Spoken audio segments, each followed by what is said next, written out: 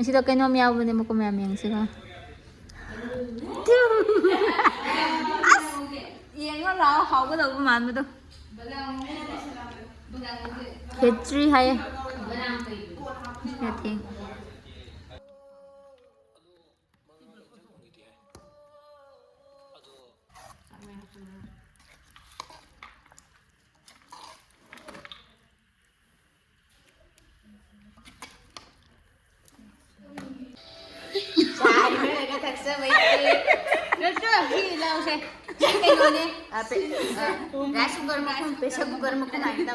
사ꯕꯒꯤ ꯆꯥꯛꯇꯤ ꯂꯥꯝꯅꯈ꯭ꯔꯕ ꯑꯗꯨꯒꯤ ꯐꯤꯕꯝꯁꯤ ꯌꯥꯝ ꯕꯥꯏ ꯇꯧꯅꯩꯔꯦ ꯅꯤꯕꯤꯌꯥ ꯅꯪꯅ ꯀꯃꯥꯏꯅ ꯇꯧꯒꯗꯕ ꯂꯦꯝꯕꯅꯤꯅ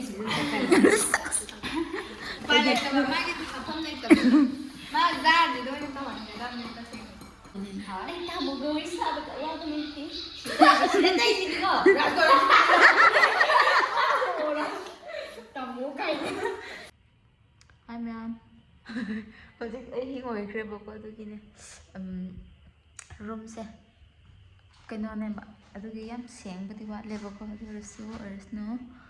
ꯑꯗꯣ ꯑꯗꯨꯝ ꯑꯩꯈꯣꯏ ꯍꯧꯖꯤꯛ ꯏꯚꯤꯅꯤꯡꯒꯤ ꯆꯥꯛ ꯆꯥꯕꯗꯣ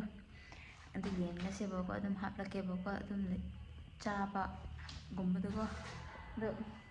ꯍꯥꯏꯕꯗꯤ ꯑꯁꯤꯗꯗꯤ ꯑꯗꯨꯝ ꯊꯦꯡꯅ ꯆꯥꯏꯕꯀꯣ ꯑꯗꯣ ꯌꯨꯝꯗꯗꯤ ꯑꯩꯈꯣꯏꯗꯤ ꯅꯨꯃꯤꯠ ꯈꯔ ꯇꯥꯔꯗꯤ ꯆꯥꯛꯀꯨꯝꯕꯁꯦ ꯍꯦꯛ ꯆꯥꯏꯕ ꯑꯗꯨꯒꯤ ꯑꯁꯤꯗꯗꯤ ꯈꯔ ꯆꯥꯛ ꯆꯥꯕꯁꯦ ꯈꯔ ꯈꯦꯠꯅꯩꯌꯦꯕꯀꯣ ꯍꯥꯏꯗꯤ ꯑꯩꯈꯣই ꯆꯤꯡꯒ ꯑꯁꯤ ꯇꯝꯒꯤ ꯆꯥꯛ ꯆꯥꯕꯁꯦ ꯑꯗꯨꯔꯁꯨ ꯑꯣꯏꯔꯁꯅꯨꯕꯀꯣ ꯑꯗꯨ ꯑꯗꯨꯝ ꯍꯥꯞꯂꯒ ꯌꯦꯡꯂꯁꯤꯀꯣ ꯍꯧꯖꯤꯛ ꯍꯟꯖꯥꯡ ꯃꯨꯟꯕ ꯉꯥꯏꯔꯤꯕꯒꯤ ꯆꯥ ꯊꯛꯅꯉꯥꯏ ꯕꯤꯁꯀꯤꯠ ꯂꯧ ꯆꯥꯛ ꯃꯨꯟꯗ꯭ꯔꯤꯀꯥꯟꯗ ꯆꯥꯕ ꯂꯣꯏꯒꯗꯧꯔꯦ ꯑꯩꯒꯤ ꯉꯥꯡꯒꯟ ꯇꯧꯔꯤ ꯃꯣꯏ ꯊꯣꯛꯄ ꯇꯧꯅꯔꯦ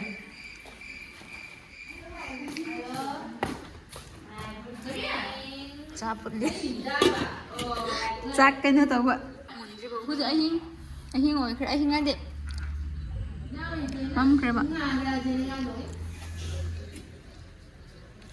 ꯃꯨꯟꯒꯗꯧꯔꯤ ꯁꯤ ꯆꯥꯔꯅꯤ ꯃꯨꯟꯗ꯭ꯔꯤꯌꯦ ꯂꯩꯁꯤ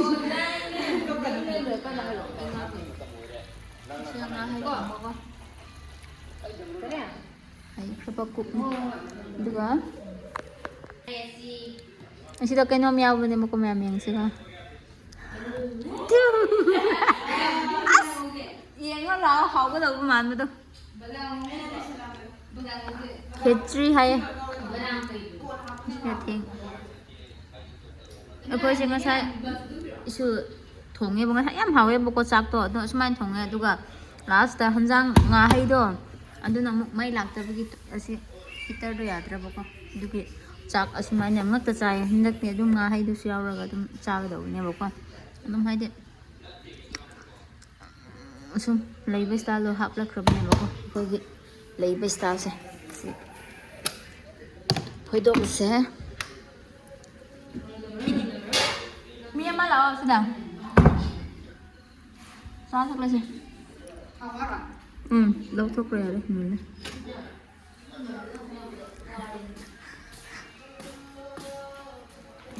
ꯑꯍꯤꯡꯅꯤꯅ ꯈꯔ ꯃꯌꯦꯛ ꯁꯦꯡꯕꯗꯤ ꯋꯥꯠꯂꯦ ꯑꯗꯨ ꯑꯣꯏꯔꯁꯨ ꯅꯝꯖꯤꯟꯈ꯭ꯔꯕꯅꯦ ꯑꯩꯅ ꯆꯥꯆꯨꯝꯁꯨ ꯂꯩꯇꯦ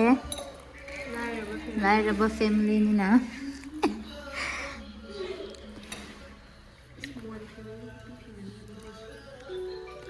ꯉꯁꯤꯗꯣ ꯀꯥꯈ꯭ꯔꯕꯅꯦ ꯆꯥꯛ ꯊꯣꯡꯕ ꯀꯥꯟ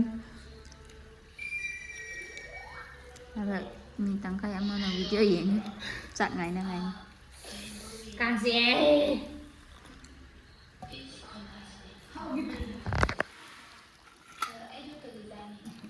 ꯆꯥ ꯊꯛ ꯂꯥꯛꯑꯣ ꯒꯥꯏꯁ ꯂꯥꯛꯑꯣ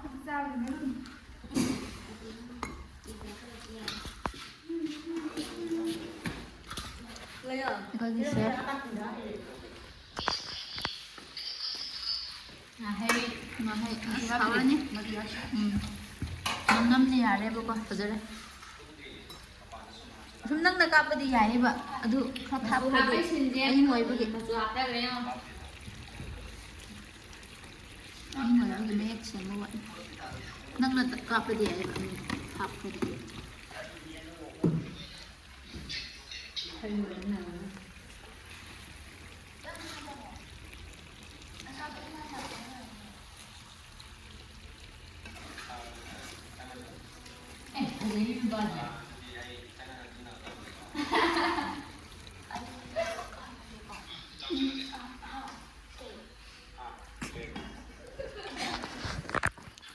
ะปวดจะเอาทีเกะ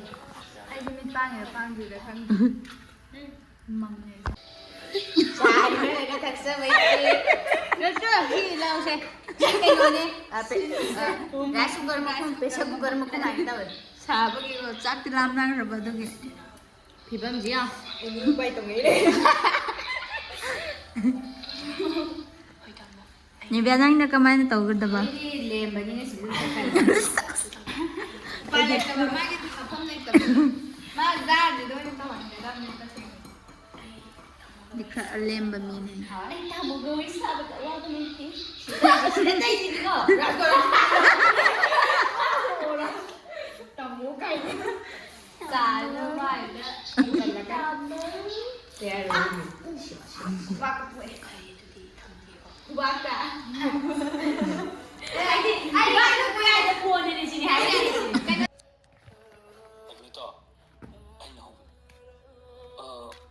너랑이 누비 제비만니다. 락대디 하러. 아이 너혼들드네. 너혼들이 오지 보나. 내가 신고. 엄청 많이. 내가 끊기려요. 이놈 다섯 비야 얘들아. 민망해. 아, 이제 그냥 내려가.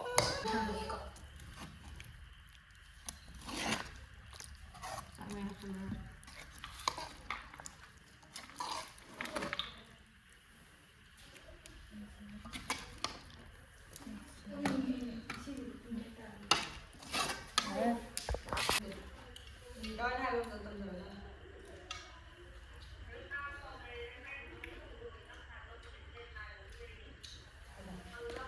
Quay tha đi. Đi gắn tha rồi mà đợi. Hay em không lo cái gì đó đợi. Rồi mình. Bây giờ mình còn đợi.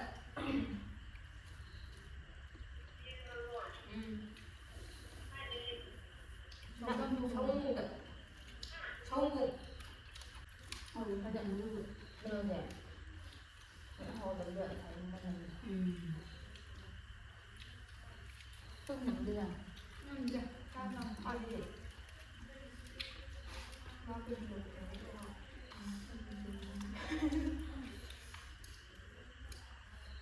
누구래 나 하야 그럼 누구다. 애기 그저 그래.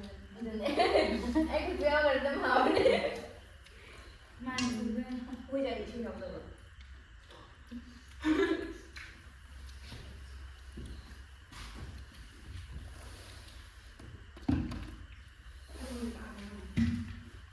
Anh trường tên là đi bộ lên trên người. Tên sao nhỉ?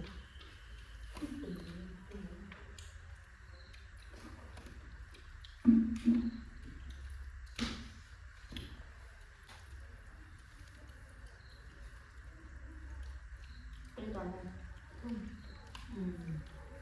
Không bàn. Từng dấu nữa. Màu xám. Màu xay. Ơ gì cơ? Xay không được cái trong ngay rồi. Nó ăn tép con này đi rồi. Anh chị đi rồi. Đây, cho vào đâu. Mà cái gì tiêu?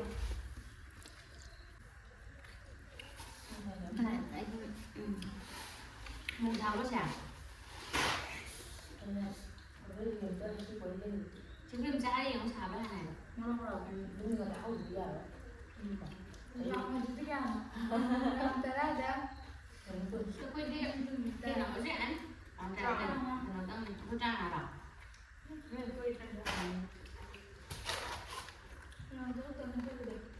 như thế nào ao rào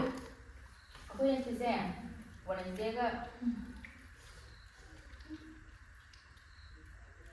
เดี๋ยวนี้โชว์เดี๋ยวนี้ทันเดียวอย่างเงี้ยค่ะก็จะลงนี่ก็ทันเดียวลงอีได้ก็ลงชิ้นได้เลยอันนี้ก็ first day ก็จะมาทำไม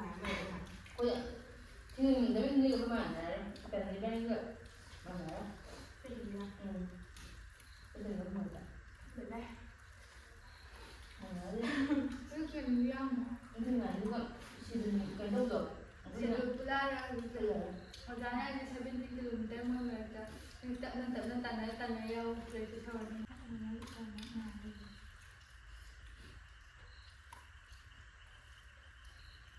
ra gì ấy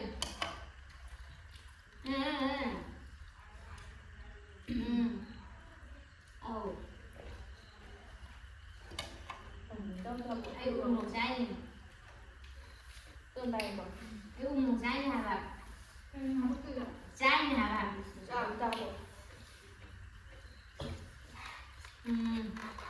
cái em đi làm cỡ năm nào có được rồi ini lagi banyak là quân là quân là